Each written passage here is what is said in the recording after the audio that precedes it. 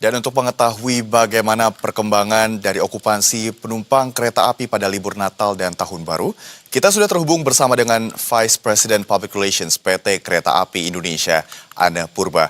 Selamat petang, Ibu Anne. Pertama, kami ucapkan selamat merayakan Natal dan juga Tahun Baru, Ibu. Kita bisa mulai, Ibu, dengan hingga malam hari ini, kira-kira sudah berapa persen okupansi kereta api, baik dari stasiun Senen maupun Gambir? Secara nasional, kemarin tanggal 23-24, ini memang akupansi kami lebih dari 100%. Artinya ada penumpang yang memanfaatkan untuk kereta-kereta antar stasiun ya, yang memanfaatkan juga ada tarif-tarif seperti promo, tarif khusus, dan juga ada jangka pendek gitu ya, jarak pendek, sehingga ini juga membuat akupansi kami lebih dari 100% sudah 2 hari ini. Dan per hari ini kami sudah mengangkut seperti dari Jakarta menuju Jawa, itu sudah lebih dari 250 ribu penumpang dari Jakarta menuju Jawa Tengah dan Jawa Timur. Dan ini juga kami terus memantau bahwa mulai dari tanggal 23-24 ini penumpang sudah mulai naik. Dan kami prediksi nanti tanggal 28 ini menjadi puncak sebelum tahun baru. Jadi kelihatan berbeda dengan Lebaran gitu ya. Jadi ada yang melakukan perjalanan sebelum Natal, sesudah Natal, dan menuju tahun baru. Nah, ini yang kami siapkan, ada beberapa skenario terkait dengan okupansi ini, sehingga akhir tahun pun kami sudah menyiapkan diskon spesial 20% untuk semua layanan kereta api, menambah yang sudah diberikan oleh pemerintah 30% untuk ekonomi komersil. Baik, okupansi di atas 100% ini menunjukkan bahwa kereta api ternyata masih menjadi pilihan favorit bagi para calon penumpang ya Ibu. Dan juga 28 Desember menjadi puncak keberangkatan sebelum libur tahun baru. Kira-kira nanti Ibu, apakah di antara rentang antara libur Natal tanggal 25 Desember hingga tahun baru nanti juga ada prediksi kira-kira kapan orang-orang mulai akan bergerak untuk kembali ke kota masing-masing, Ibu, dan juga bagaimana persiapannya untuk menghadapi puncak arus balik nanti? Iya, jadi tanggal 28 itu seperti dari barat ke timur, dari timur ke barat juga ada. Jadi ada yang sudah kembali setelah libur Natal gitu ya, dan juga ada yang baru berangkat. Kami melihat bahwa potensi kembali ini mulai dari tanggal 2 dan 3 juga sudah mulai meningkat pembeliannya gitu ya. Jadi ada beberapa tanggal yang kita lihat ada berbeda dengan Lebaran, ada puncak Lebarannya gitu ya, H-2, H-3. Tetapi ini penyebarannya lebih merata, tapi ada beberapa tanggal yang akupansinya lebih tinggi seperti tanggal 28, kemudian nanti setelah tahun baru itu sekitar tanggal 2 dan juga tanggal 3. Baik, tanggal 28 Desember, tanggal 2 dan juga tanggal 3 ini kita bisa perhatikan dapat menjadi puncak arus balik seperti itu. Ibu, kalau boleh kita bahas kemana saja kira-kira tujuan favorit bagi para penumpang, dan apakah Ibu melihat ada kota-kota tujuan yang mungkin ada anomali Ibu perubahan jika sebelum-sebelumnya ini sebenarnya yang menuju ke sana tidak banyak tapi justru melonjak pada musim libur Natal dan Tahun Baru tahun ini, apakah kira-kira ada? Ya, top 5 ya. Top 5 kota yang dituju nomor 1 adalah Jogja.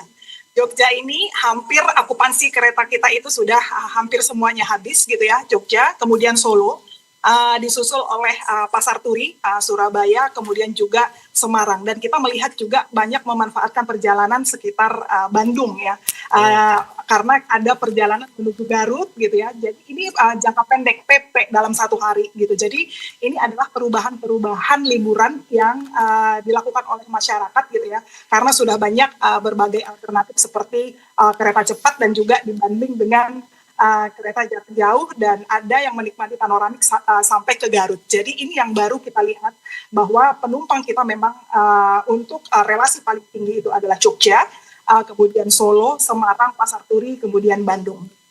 Baik, berarti bisa dibilang ada kira-kira pergeseran tren seperti itu ya Bu ya. Tapi tetap banyak juga penumpang yang mengutamakan menggunakan layanan PT KAI.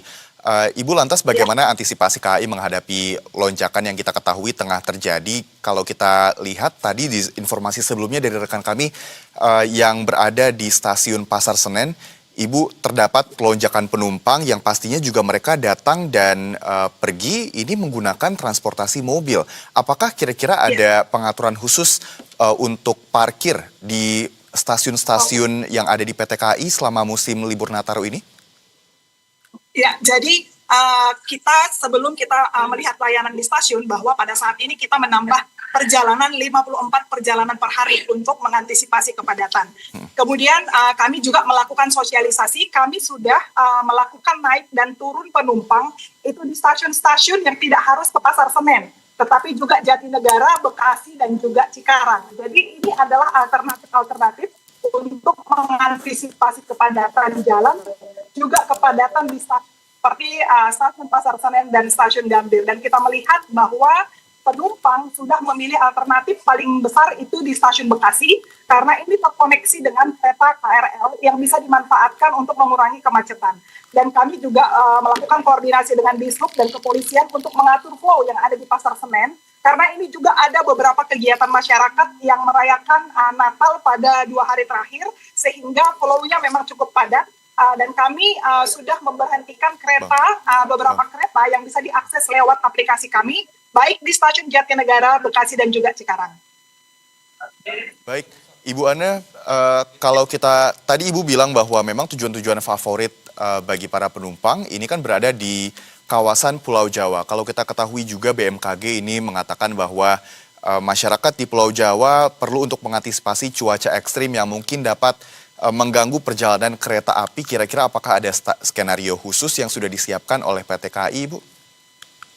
Iya, kita sudah melakukan mapping sejak Oktober ya, dan menempatkan lebih dari 2.000 petugas tambahan, sekitar 2.400 petugas tambahan yang standby di area-area yang kita mitigasi memang rawan banjir, dan menempatkan alat-alat untuk mengantisipasi jika terjadi cuaca ekstrim, dan juga kita berkoordinasi terus evaluasi posko setiap sore bersama dengan BMKG, dan kita melakukan ada penebalan rel seperti di kawasan Jawa Tengah dari jalur utara seperti Semarang, Kaligawe, dan sekitarnya. Dan ini kita sudah mitigasi sejak Oktober gitu ya. Dan sebelum angkutan Nataru ini, Natal dan Tahun Baru ini, kita bersama KNKT, juga DJKA melakukan inspeksi bersama untuk memetakan bagaimana sebenarnya persiapan dan antisipasi terkait dengan cuaca ekstrim ini. Dan kami sudah mapping lebih dari 100 posisi, sehingga kami menempatkan petugas-petugas dan juga alat sarana dan prasarana untuk mengantisipasi yang namanya cuaca ekstrim.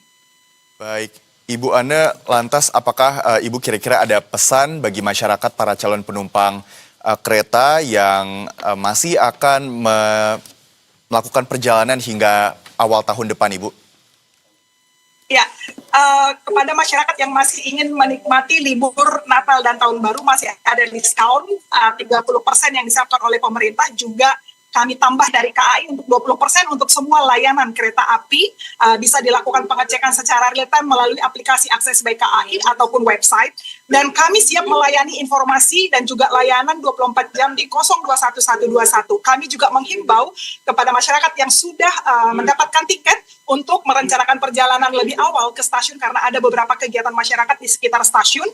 Dan pastikan juga yang di Jakarta bahwa ada beberapa kereta yang sudah kita berhentikan di Jatinegara, Bekasi, dan juga Cikarang, memudahkan konektivitas tanpa harus ke Pasar Senen atau Gambir terlebih dahulu. Utamakan keselamatan, dan jangan lupa bawa tumbler, karena kita juga menyiapkan minum gratis untuk mengurangi sampah selama libur Natal dan Tahun Baru.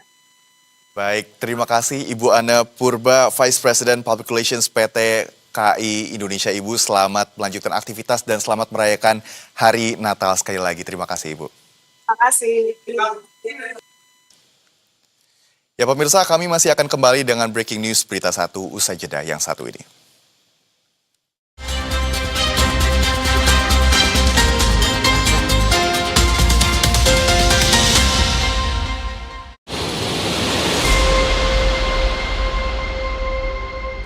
Dia dilahirkan untuk menebus dosa-dosa umatnya.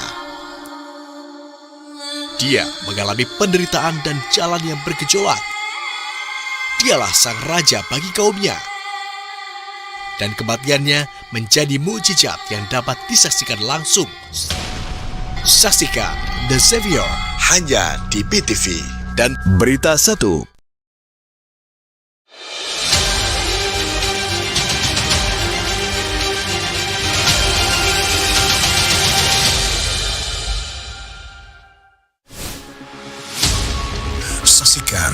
penelusuran tim Ekspos. Hanya di Berita 1. Saksikan selengkapnya di Dari Nol hanya di Berita 1.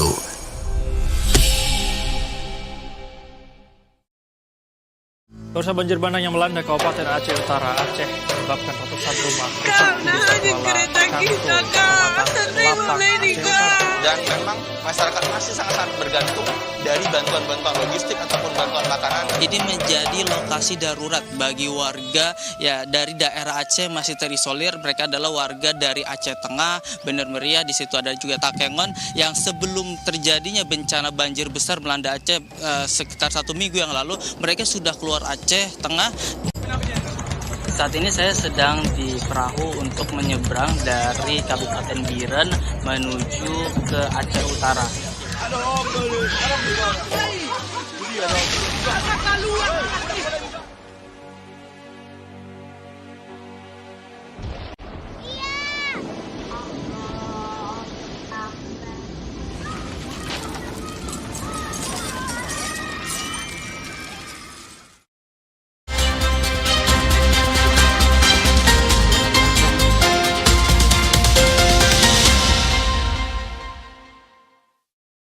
Anda masih menyaksikan Breaking News Berita 1, pemirsa. Di tengah libur Natal 2025 dan Tahun Baru 2026, cuaca ekstrim terjadi di beberapa daerah.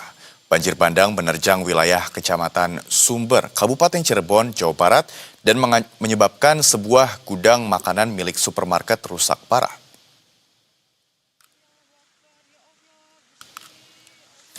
Tak hanya merusak bangunan dan stok barang, banjir bandang juga menyeret kendaraan milik karyawan.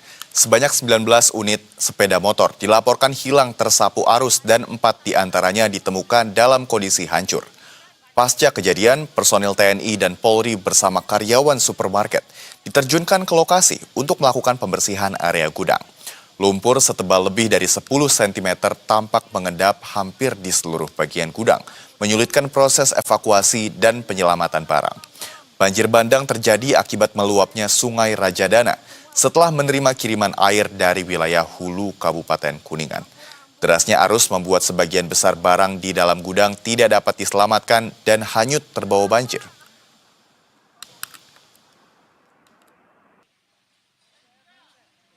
Di beberapa wilayah Kecamatan Sumber khususnya terjadi banjir, khususnya di Kelurahan Tukmudal telah terjadi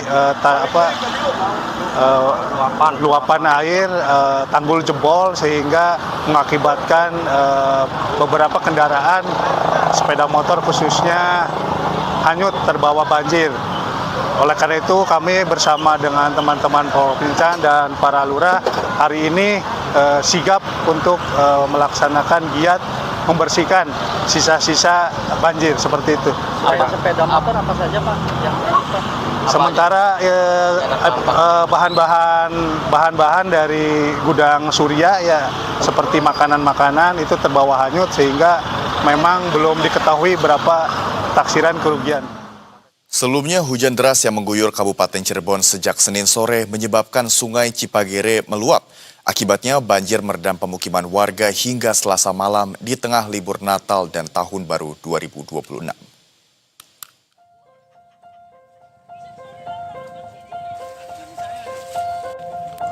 Hujan deras yang mengguyur wilayah Kabupaten Cirebon, Jawa Barat sejak Selasa sore menyebabkan Sungai Cipagere meluap merendam permukiman warga di Desa Dauan, Kecamatan Tengah Tani, Senin malam. Banjir luapan sungai cepat masuk ke rumah-rumah warga membuat banyak perabotan rumah tidak terselamatkan. Sekitar 20 kepala keluarga terdampak banjir dan terpaksa mengungsi ke gedung serbaguna desa setempat guna menghindari risiko banjir lebih besar. Salah seorang warga perumahan Permata Dauan, Bayu, mengaku air mulai naik setelah waktu maghrib. Saat ia pulang kerja sekitar pukul 18:30 waktu Indonesia Barat, genangan sudah memasuki kawasan permukiman. Mungkin beberapa hari kemarin gede banget tuh, cuma hari ini hujan deras cuma nggak lama. Nggak kayak sebelumnya. Kalau misalkan sebelumnya mah hujan deras ya aman-aman aja kalau di sini aja ya, tidak ada limpahan. Ini kan masalahnya limpahannya itu, Mas. Sementara itu, Kepala Desa Dawan Amiruddin menjelaskan, banjir terjadi setelah debit air di Bendung Cipagere mengalami peningkatan signifikan. Saya mendapat informasi dari Cipager, biasanya kalau Dawan asal Cipagernya sudah meluap, limpas di atas 100, pasti wilayah kita terdampak. Apalagi tadi informasi dari Bendung Cipager jam 17.46 bahwa limpas sampai 120. Itu saya sudah sedikit panik karena memang posisinya kalau sudah di atas 100, apalagi 120, wilayah kami khususnya perumahan, yang pertama Lovina, Nuansa Dawan, GDP, Permata, dan Regensi itu yang paling terdampak. Hingga Selasa malam, warga bersama aparat desa masih melakukan pemantauan kondisi banjir sambil menunggu air benar-benar surut. Dede Aditama, Berita 1, Cirebon, Jawa Barat.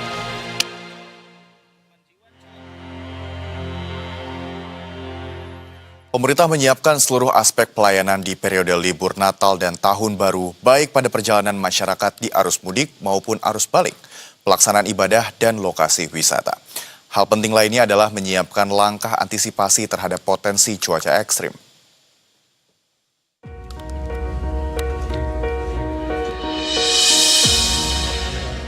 Menteri Koordinator Bidang Infrastruktur dan Pembangunan Kewilayahan Agus Harimurti Yudhoyono melakukan pertemuan dengan Badan Meteorologi, Klimatologi, dan Geofisika pada Senin 22 Desember 2025. Pertemuan tersebut membahas penguatan koordinasi antar instansi guna mengantisipasi potensi dampak cuaca ekstrim selama periode libur Natal dan Tahun Baru. Menko AHY menegaskan faktor keamanan, keselamatan, dan kenyamanan masyarakat harus menjadi prioritas utama selama arus libur Nataru. Menurut Menko AHY, sejumlah titik rawan telah dipetakan dan diantisipasi terutama di jalur-jalur transportasi masyarakat. Kita sekarang fokus juga untuk bisa memastikan agar perjalanan masyarakat sekali lagi di masa Nataru ini berjalan dengan baik. Oleh karena itu ada beberapa titik yang tadi kita antisipasi dengan waktu-waktu yang juga sudah diprediksi sejak hari ini. Mudah-mudahan ini menjadi langkah-langkah mitigasi yang baik dan bisa diantisipasi oleh semua stakeholders. Misalnya, untuk menghindari kecelakaan di perjalanan, maka informasi BMKG ini harus benar-benar bisa disebarluaskan dengan cepat, akurat, dan diterima oleh segenap kalangan masyarakat.